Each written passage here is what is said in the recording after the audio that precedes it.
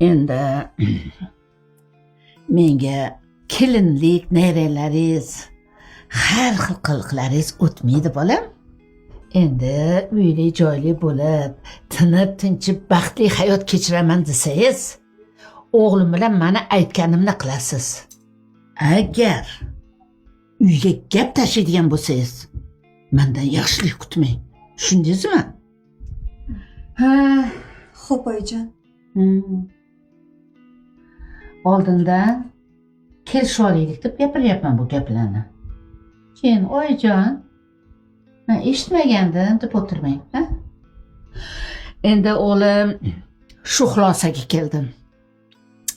Shu bugundan boshlab shu uyda yashamoqchiman. Sizlarni bu ahvolda tashlab ketish bo'lmaydi. Shuni o'ylab ko'rdim. Kelin hech narsani eplolmayapti. Ancha o'zim o'rgataman shekilli.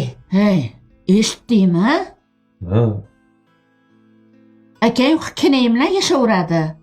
Men shu yerda qolaman. Menga farqi yo'q oyi. Bemalol qolavering. Voy, hali rozi ham bo'lmay ko'rguncha, siz ham yaxshilab eshitib oling. Eshitdingizmi? Ha, eshitdim oyijon. Aytgancha. Nimaga sizni ota-onangiz meni opalarimga tilla taqinchoq taqmadi? Tushunmayapman. Ha? Shuni o'zim sizdan so'ramoqchi edim. Tilla. Ularga ham taqishlari kerakmidi? Biz faqat siz uchun olgandik.